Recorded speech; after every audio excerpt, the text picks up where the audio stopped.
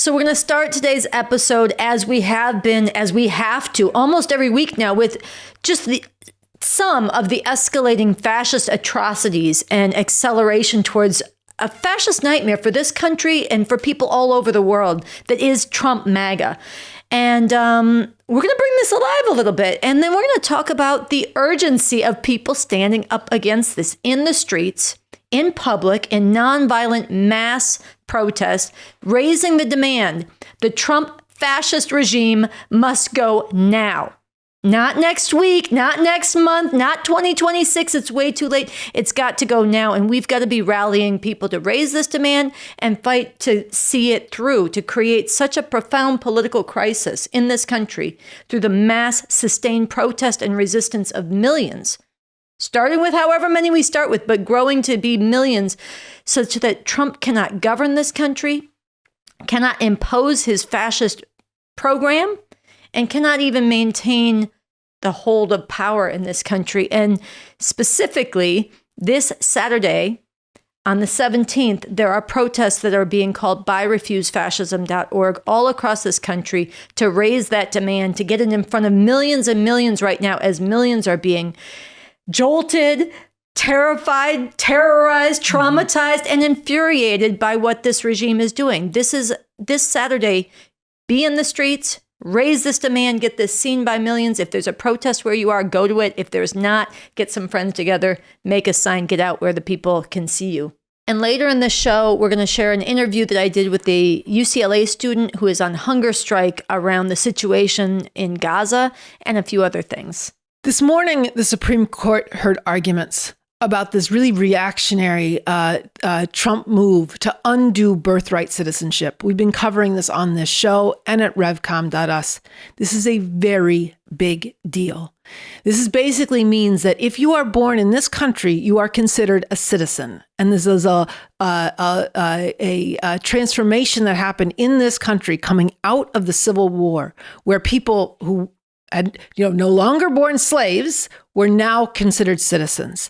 And this had to do with the norms of the society that were forged coming out of the Civil War. And on day one of his presidency, Trump tried to undo that through executive order, which he cannot do. It would be reactionary enough if he went through the mechanisms to try to change the Constitution, but he didn't do that. He tried to just, through executive order, basically undo the Constitution.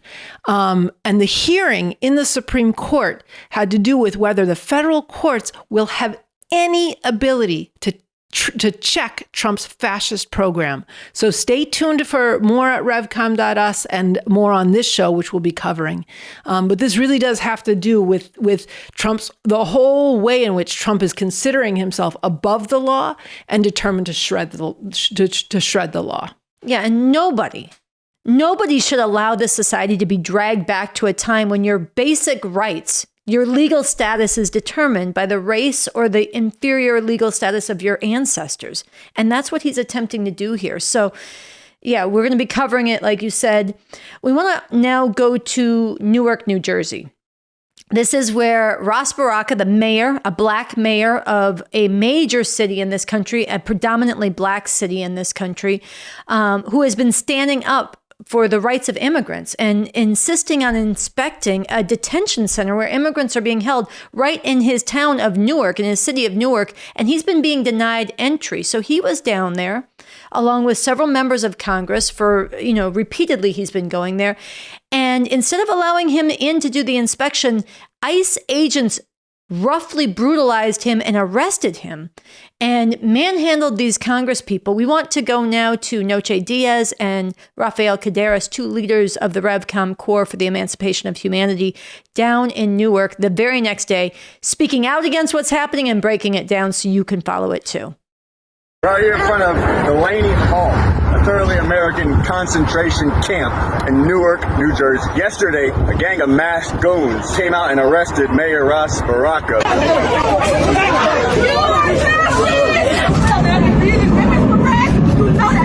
This is another step and another leap of Trump using ICE and federal agents as his personal political police, rounding up students and putting them in ICE detention camps, arresting a judge for demanding that ICE actually follow the law, and now arresting a mayor who was demanding that oversight over a concentration camp. And if they can do this to a mayor of a major city like this, think about what they can do to the vulnerable people. Think about what they can do to undocumented immigrants like we saw yesterday in Worcester, Massachusetts. Stop, ma'am! Stop! Stop! Think of what they can do to black people, to trans youth, to all those who are already oppressed. This is very clearly the regime trying to intimidate us. This attack on Mayor Baraka is part of the momentum and direction of fascism. Yesterday, Stephen Miller said, get rid of habeas corpus.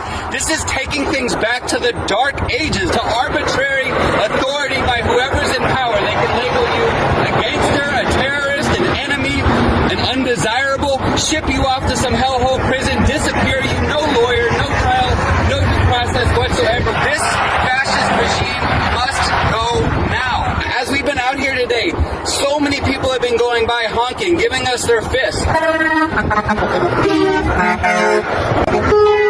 This is a call to everyone who saw what happened outside of this detention center. This is what is going to come if we don't stand up, and we have a chance to stop this. May 17th is the day all across the country, New York City, 1 p.m. at Union Square, but wherever you are, be out in the streets. And we got to be defending people like Baraka, like the judge, like the students who stand up to this fascism, finding our courage, standing together. People who think somebody else should be doing something, well, this is another wake-up call. Even the people in power who stand up to Trump are going to face repression. The only thing that's going to stop this is us, the masses of people in our millions, mobilizing and making this fascism ungovernable.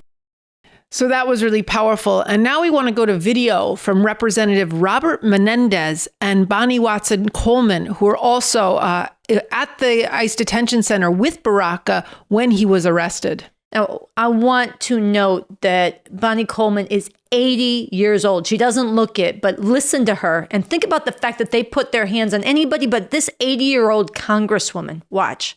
ICE brought to meet the mayor of Newark over 20 armed individuals.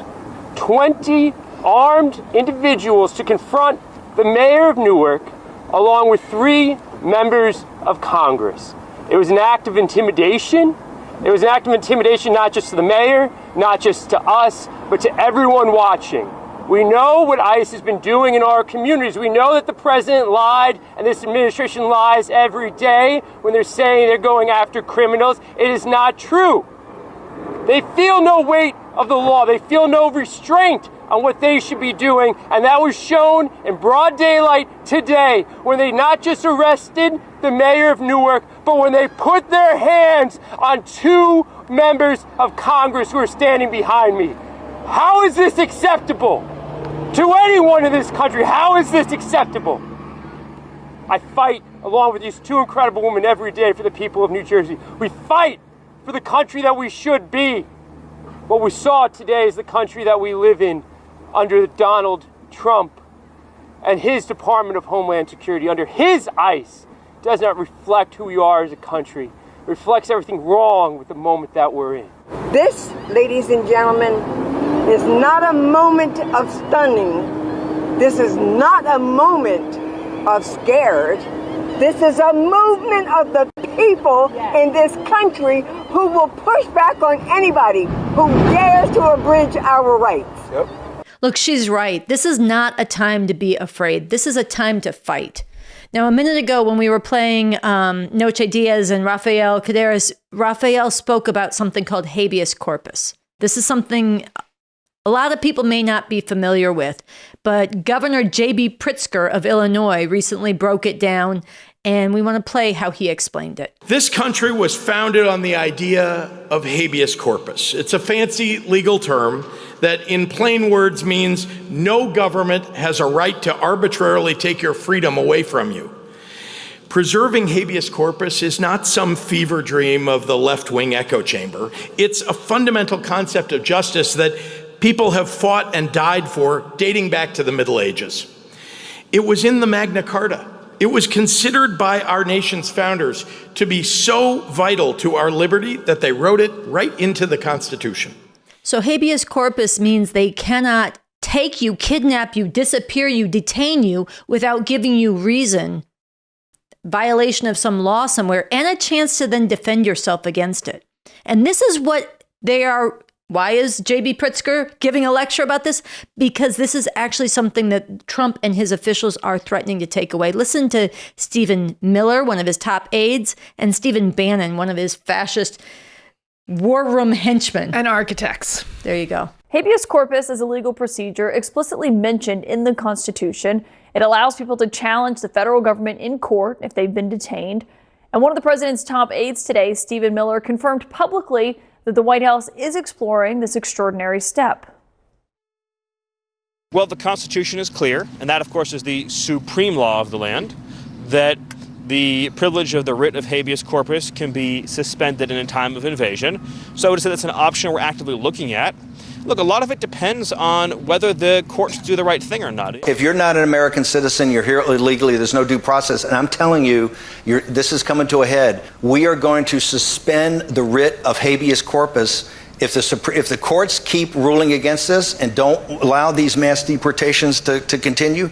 The Supreme Court's going to have to make a decision about President Trump's Article 2 powers, and we're going to see it. And I believe if the courts keep trying to slow him down, you're going to see him, as Stephen Miller laid out pretty well yesterday, and it'll be, I'm sure, developed over time, suspension of the writ of habeas corpus. Just think about what you just heard.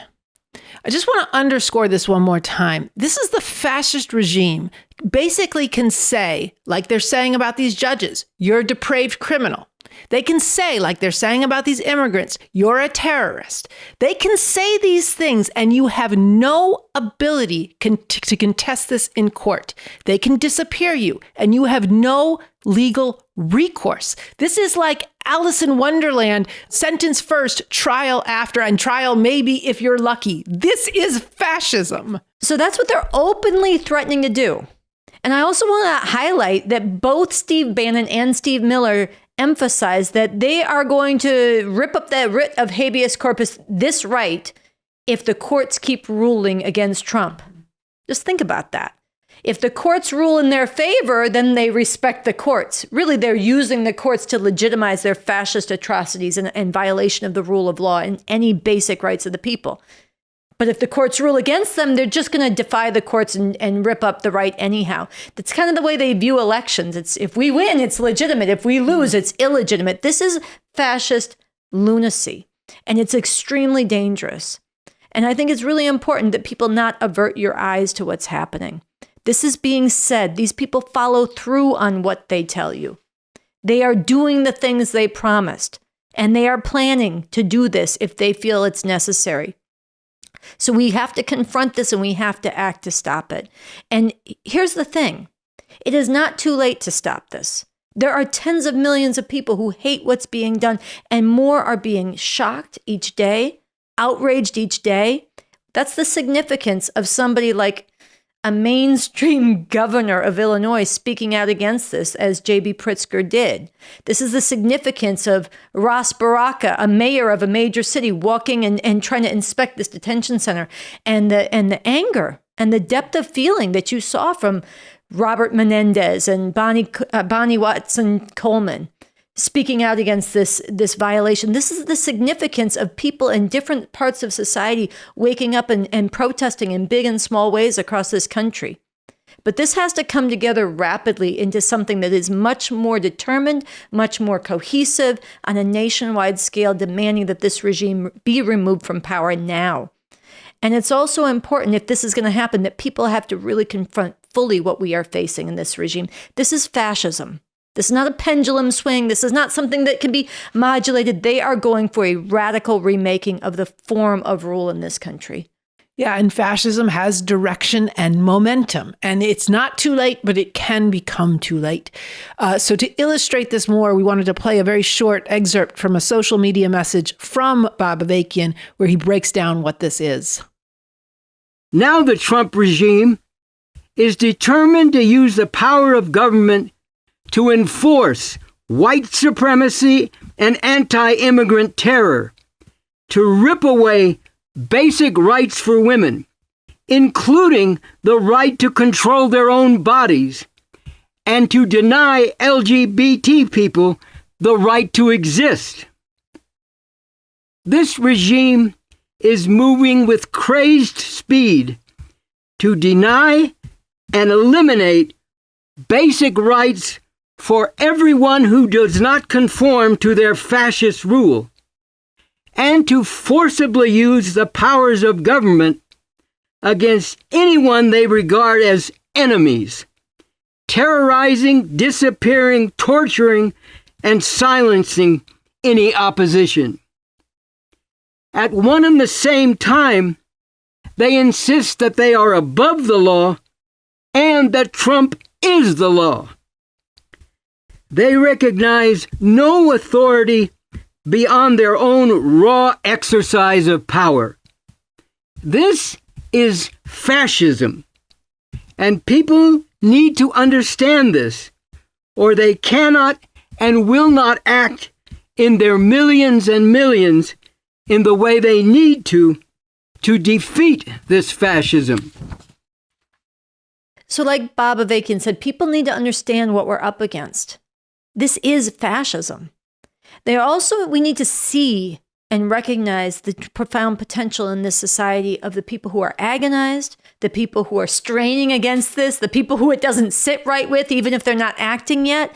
And we need to recognize that there are people speaking out on this and something to build on and seize on with this. We want to share a clip of Robert De Niro speaking at the Cannes Film Festival recently. In my country, we're fighting like hell for the democracy we once took for granted. And that affects all of us. That affects all of us here because the arts are democratic. Art is inclusive. It brings people together. Like tonight, art looks for truth. Art embraces diversity. And that's why art is a threat. That's why we are a threat to autocrats and fascists.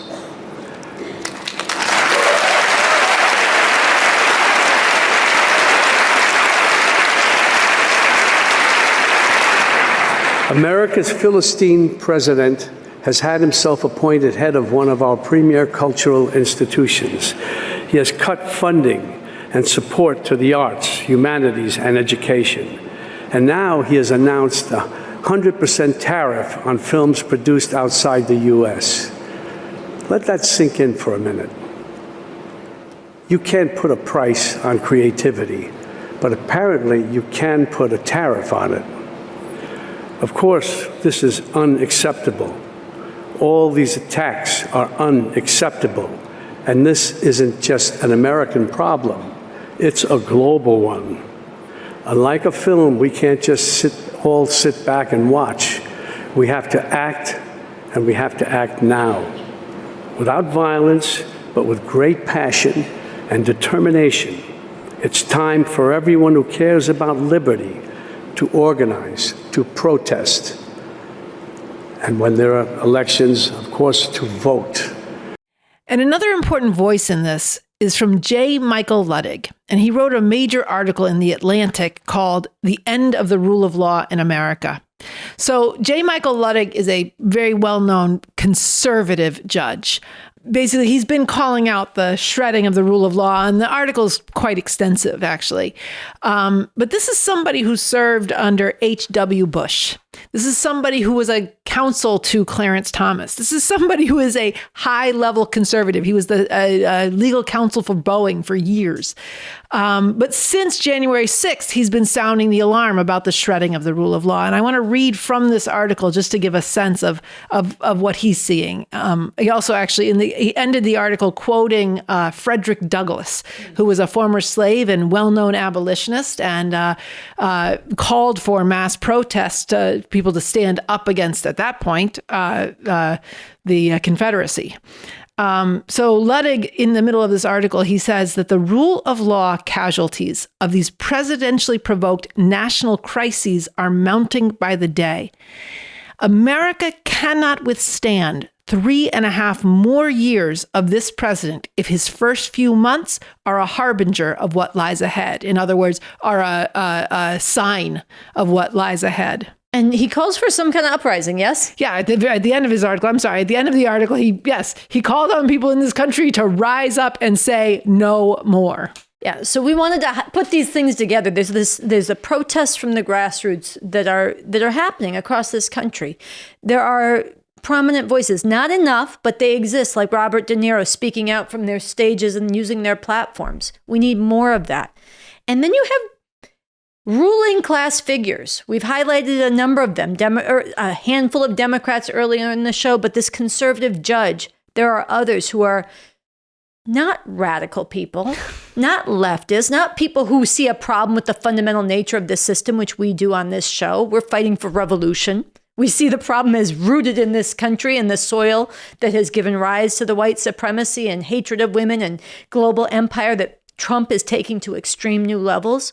But you have other people who do not share those views, who believe in this country and see this fascism as a threat and are sounding the alarm. And what we need, and part of what people need to understand, is that a struggle from below, yes, nonviolent, but fierce and determined, demanding that this regime must go now, that is sustained, not symbolic, one day protest, go home, you did your job. No, sustained, growing in determination and numbers, can start to interact with these cracks in the ruling institutions, these divisions at the top of society and through every major institution in this society, which is all of them are being split apart and polarized.